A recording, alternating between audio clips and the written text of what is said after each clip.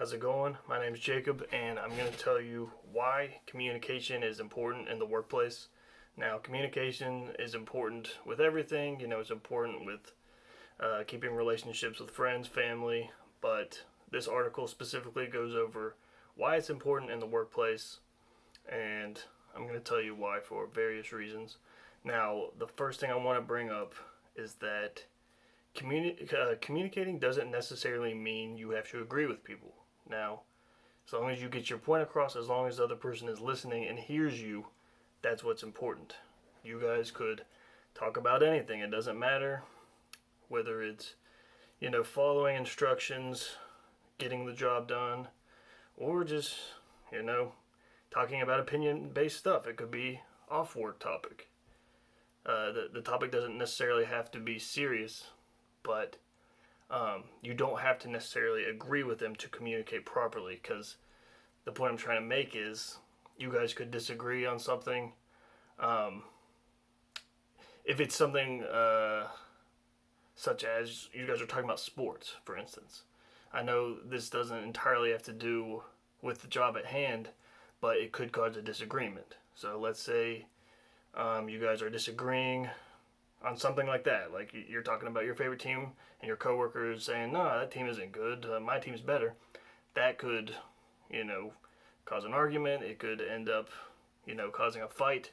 So, the best way to go about things at work is to try to just make sure you communicate effectively. And even if you guys disagree, just try to listen to each other's points. You don't always have to be right. Um, the point of working is to get the job done. So, whether it's an on topic, whether it's work related or not, no matter what you're talking about, it's important to communicate effectively so that you guys can get along. So, whether it's getting the job done or it's simply just, getting along, you guys have to be able to communicate effectively. It does not matter if you agree or not. That's not what communication is all about. The next thing I want to go over is verbal and nonverbal. So basically, verbal is just talking. That's all it means. So verbal communication is just talking back and forth. I mean, that's kind of self-explanatory, and that's important because in order to get the job done, you need to be able to understand each other and let each other know if something's wrong or if something's good. Like if your coworker did something well, you can say, "Hey, that was a good job." If your manager is, or let's say you're the manager, it is even more important to be like, "Hey, you guys did a really good job," or "You guys did a poor job." You need to be able to effectively verbal communicate with your team, or it's just not going to work. And it could go as far as like, when are you going to take your break? So if you don't verbally tell your coworker or your manager, either one, you guys are going to not be on the same schedule, and something's going to go wrong because they're going to be like, "Okay, where was our employee? Oh, they didn't tell us that they were going to take a break." So that's an example of why verbal communication is important, whether you're just an employee or a manager. And for nonverbal, it goes as far as what I'm doing, like hand signals, facial expressions, um, and other than just body language, which is important. Like if you can't read someone's body language, they may be in a bad mood, without even saying it, because everyone doesn't wear their heart on their sleeve. Not everybody says what's on their mind. It's important to be able to read someone's body language so you can get along better. Because I'm not going to name the person who this was, but I used to work at a shoe place. I used to sell shoes, I can say that. And one of our employees, he was bipolar. And this guy would randomly be the most energetic and nice and outgoing guy, and then the next day he would be one of the most depressed people you would ever see.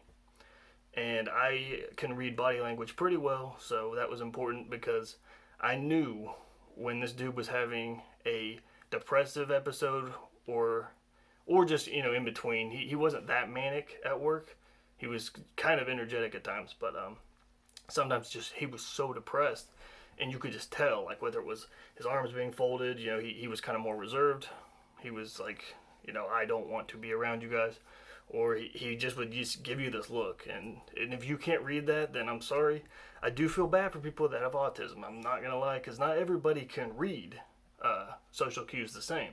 So if you are someone that just instinctively can't read body language, you need to try to improve that. Maybe it's more easy for some people, more difficult for some, but that's something that's really important that you need to work on to be able to emotionally connect with your team effectively, and to also give another form of nonverbal communication.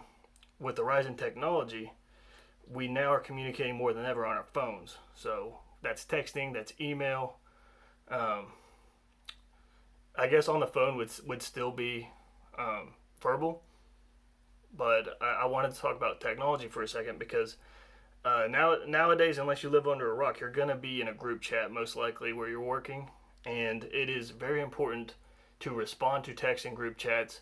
It is important to be very clear because think about it like this: when you're sending a text, you cannot really read emotion.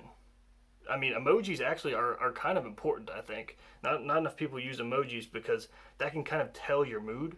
If you just send a text without an exclamation point, just a regular text with a period, that could be interpreted different ways because everyone interprets stuff differently. You could look at the same message 2 different ways, 3 different ways even.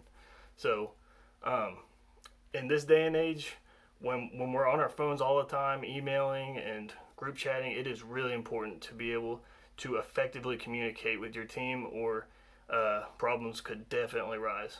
Problems could definitely happen. So those are the main points and takeaways I got from the article, and I hope that I communicated myself effectively for this video. So thank you, and that's it for now.